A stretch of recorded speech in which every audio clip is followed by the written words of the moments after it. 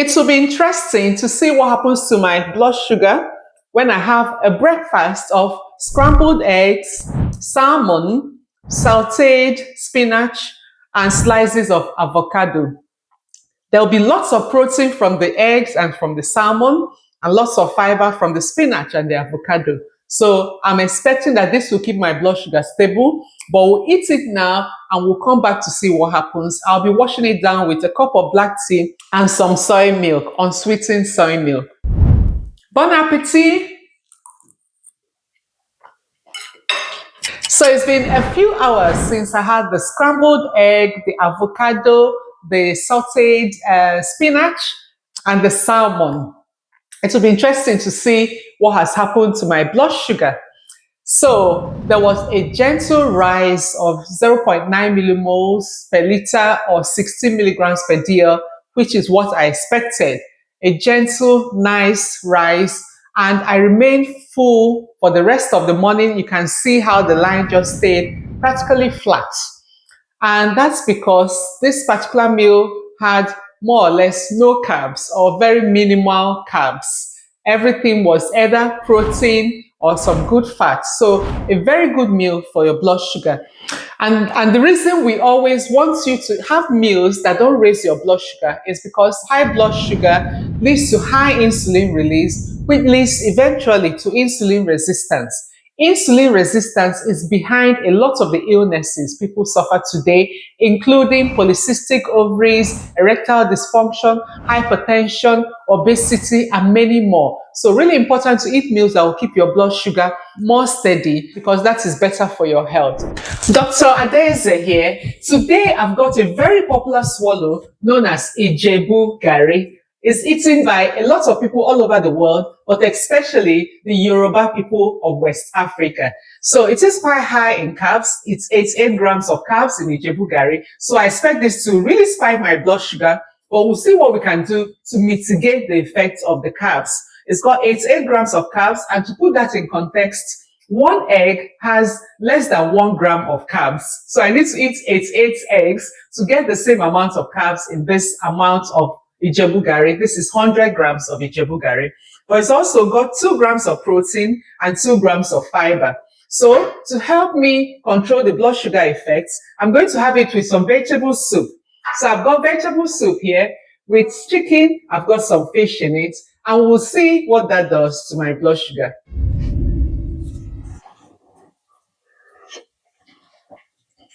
So it's been a few hours since I had the Ijebu Gari and the vegetable soup, and I'm interested to see what has happened to my blood sugar. So you can see the graph there. I'm not surprised. That was a high carbs meal. The Ijebu Gari was really high in carbs, so I'm not surprised to see how it spiked. It went up to a spike of 6.2 millimoles per liter or 111.6 milligrams per dl. So that was quite a lot. The vegetable soup was not enough to counteract the blood sugar spike. So you can see from the graph, the blood sugar was just rising. So I decided to get up and do some activity. So I got up, I danced to some music, and that's when the peaks started coming down. But then I had things to do, so I sat back down to do my work, and that's when it started rising up again. So it's definitely a high carb meal, not recommended if you have blood sugar problem. I wouldn't eat as much as 100 grams of the Ijebu Gari as I did. The reason I ate 100 grams is that in the other videos, I ate 100 grams of oats, 100 grams of pounded yam. So I wanted to sort of keep it standard. I would not normally eat that amount. So if you're trying to manage your weight, your blood sugar, and generally to avoid the sugar spike, I would have just half, maybe 50 grams of Ijebu Gari, definitely less than what you saw me eat. And in fact, if you're struggling with your weight and struggling with your blood sugar, then I will encourage you to focus more on soups. So that vegetable soup, have a lot more of it, put your protein in it, have good quality protein, and you'll find that that will sustain you without the need for a swallow even. Okay, so I hope that has been helpful. Did you watch the one I did when I had soup alone? You'll see that that gave barely any spike, and it controlled my blood sugar very nicely. So it's really important that we try to eat more foods that will keep our blood sugar low and avoid massive spikes like you saw in this video. It's a very hot day here in Aberdeen, which is unusual. So I'm going to have a popular snack called plantain chips. It's made from unripe plantain, which is then fried, or some people roast it. These ones are fried. And I'll be keen to see what that does to my blood sugar. Now, plantain chips is quite popular. Children eat it for snacks, adults love it. Everyone loves plantain chips. They can be made from ripe plantain, others are made from unripe plantain. This is unripe. So I think I might have two, and we'll see what that does to my blood sugar. Bon appetit! It's been a couple of hours since I had the two packets of unripe plantain chips, and I'm interested to see what has happened to my blood sugar. So, as you can see from the chart, there was a massive blood sugar spike of 6.2 millimoles per liter, or 111.6 milligrams per DL. I found this disappointing. I thought because it's unripe plantain that there wouldn't be such a blood sugar spike, or it possibly could be because I had two packs. What do you think? Let me know your thoughts in the comment section. So there was quite a spike. I think next time, really important to have some protein before this sort of snack. For example, a boiled egg or two, or some Greek yogurt, or a healthy fat such as avocado. That will definitely make sure that there's no massive blood sugar spike. Or it could be that one should not eat more than one packet of this sort of plantain chips. Let me know what you think. So that was the result from eating unripe plantain chips. It will be interesting to see the impact on my blood sugar of a commonly eaten food called semovita swallow. It's made from wheat, and I'll be combining it today with vegetable soup.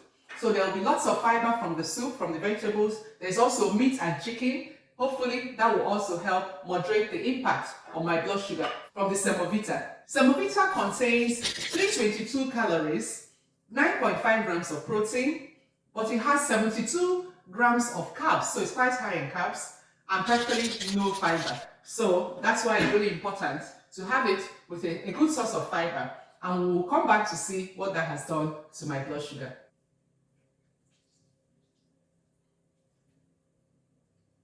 Bon appetit!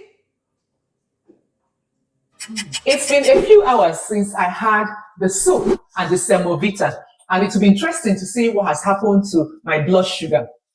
Now, I was really surprised to see more or less a flat line on the continuous glucose monitor.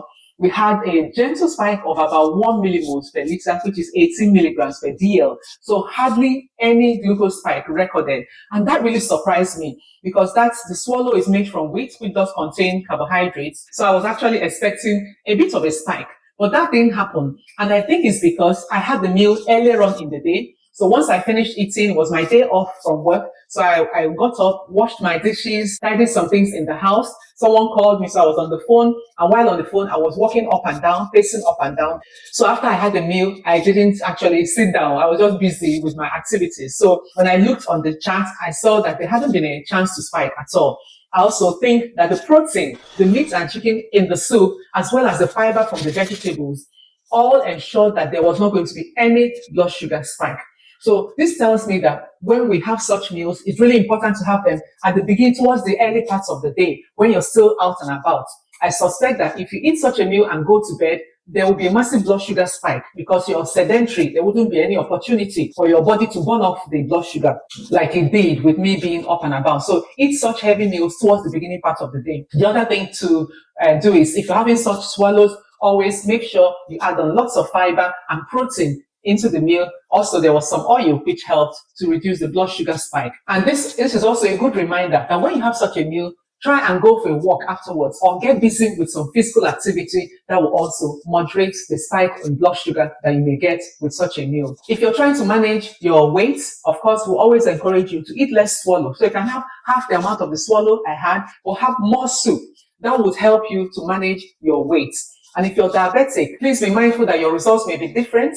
So always keep an eye on your blood sugar. And a number of you have been asking about getting a CGM. If you go to my profile and click the link there, it will take you to the CGM I use, so you can buy one for yourself if you want to. So this morning for breakfast, I'm just going to have two boiled eggs and I'll have an avocado and then I'll finish it off with a cup of black tea with soy milk, no sugar. So two large eggs like this contain 140 calories and 12 grams of protein. So a lot of protein in the egg. They also contain 1 gram of carbohydrates, but no fiber at all in the eggs. These eggs have 10 gram of mostly saturated fat. Okay, compare that to the avocado. The avocado of this size has about 240 calories and 3 grams of protein in this avocado. It has 22 grams of fats, but mostly monounsaturated. So the good kind of fat you find in avocado. It contains 12 grams of carbohydrates and 10 grams of fiber. So good content of fiber in avocado. So we'll eat that for breakfast, wash it down with some tea and soy milk, and we'll be back to see what that has done to my blood sugar.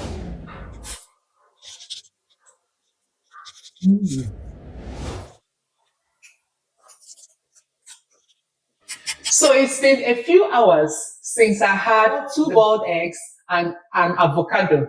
Let's have a look at the blood sugar monitor to see what has happened with my blood sugar. As you can see from the chart, there was just no spike at all. It was as if my body didn't even realize that I had eaten any food. You can see the lovely trace on the blood sugar monitor. There was no spikes at all. And this is because of the protein in the egg and the fiber and good fats in the avocado. That combination was just great for causing my blood sugar to remain low. In addition to that, I felt full throughout the morning.